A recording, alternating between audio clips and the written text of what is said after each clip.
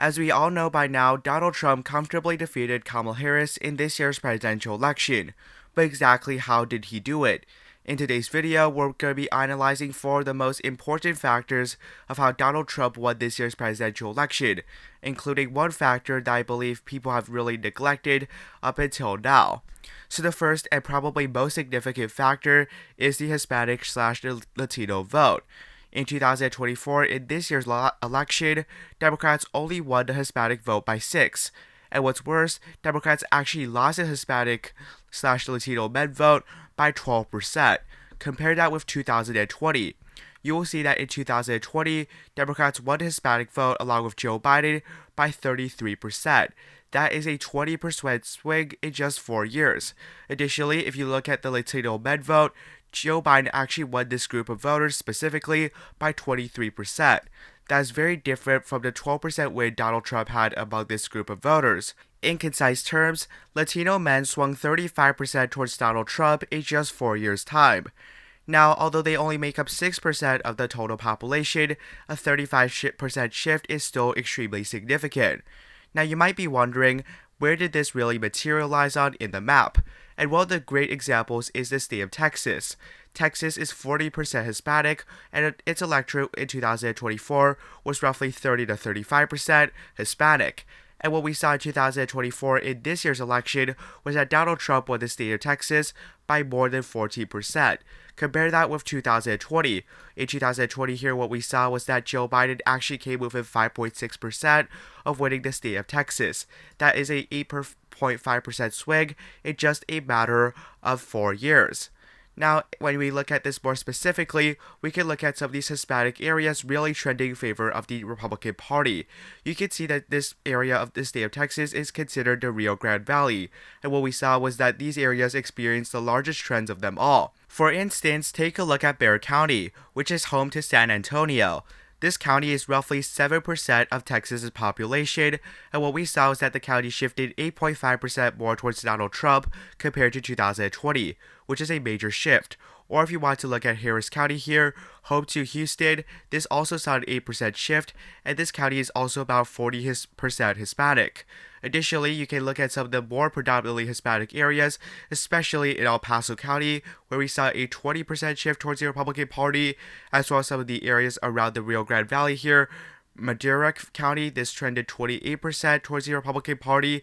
You can look at Webb County, this trended 25% towards the Republican Party. You can look at Hidalgo County, this is actually quite populated, home to more than 200,000 residents in terms of the voters. And you see that this is a 20% trending Republican county. And what you see consistently is that Republicans did really well. The reason that Donald Trump did so well with Latino voters can chiefly be explained with two reasons. Firstly, the issue of abortion doesn't really resonate with the Hispanic voters. Unlike many white Americans who consider abortion something to use against Donald Trump, at least about 60% of Americans do consider that, Hispanic voters believe that abortion should be outlawed, and thus the most prominent Democratic argument of the 2024 election was essentially invalid for Hispanic voters. And the second point here was what we saw with the economy.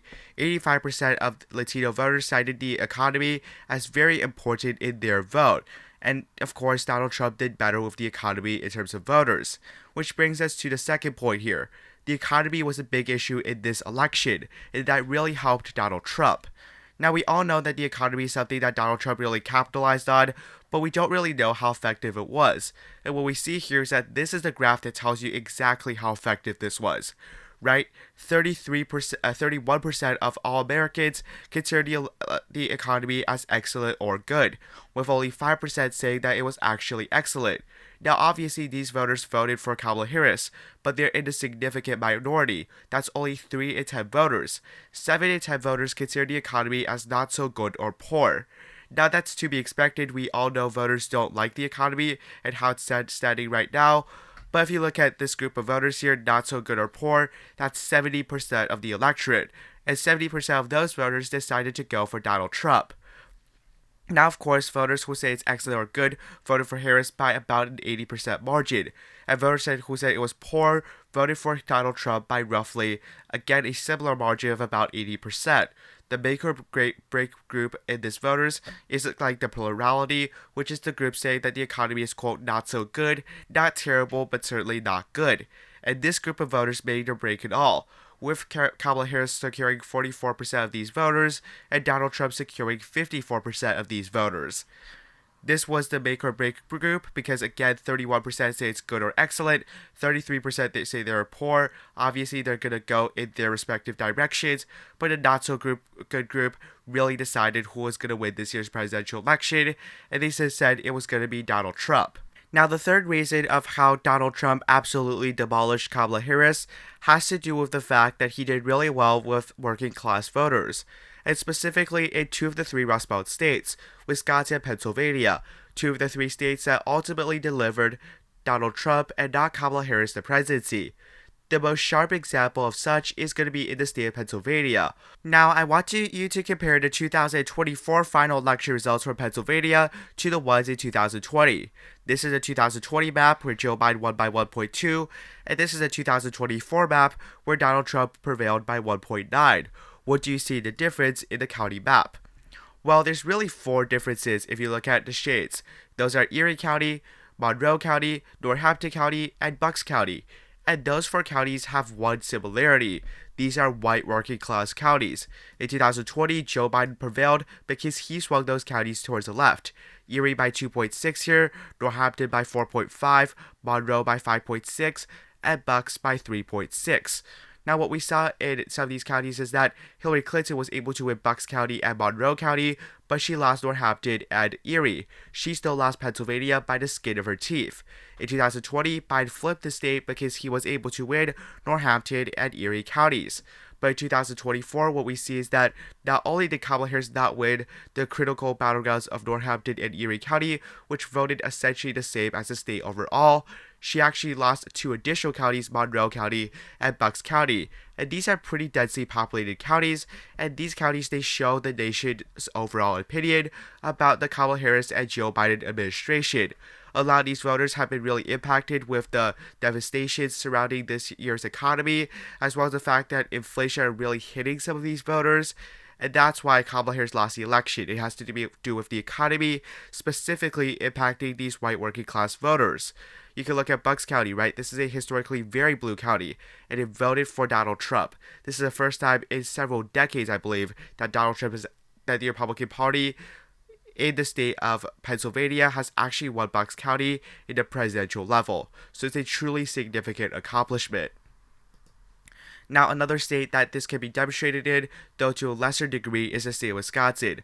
Again, the Wisconsin map in 2024 and the one in 2020 are actually remarkably similar. But these are the type of counties I want you to look for. Richland County, Vernon County, Crawford County, Grant County, Lafayette County, right? These are the white working class areas of the state. And guess what? Some of these counties shifted hugely towards Donald Trump. We're talking Grant County, Iowa County, Lafayette County, Vernon County, La Crosse County, Monroe County, right? These are the areas with the longest Republican arrows, which means they trended Republican the most of any of these counties. Some of the wild counties actually shifted blue, as well as Milwaukee and Madison, they didn't shift as much, but these rural areas, these white working class areas, really brought it home for Donald Trump. Now, the 4th reason that the Democratic Party lost this year's election, that I believe has not been emphasized enough, is essentially the urban vote. Democrats, they really looked at some of these swing counties. They looked at, the red counties shifting Republican, but the fundamental of how Democrats lost this year's election was in the blue areas. Now, we look at some of these blue states here for a second, right? This is something that has not been emphasized enough. You look at New York, you look at Connecticut, you look at New Jersey, you look at, Maryland, you look at Illinois. You see one common theme. Democrats are doing horrendously poorly in this year's blue areas. For example, California. Biden won California by almost 30.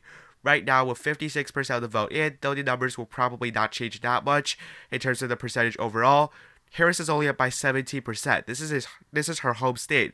She's doing 12% worse than Joe Biden. You look at some of the other states as well. New York, this is a 12% margin. But guess what? Biden won it by 23.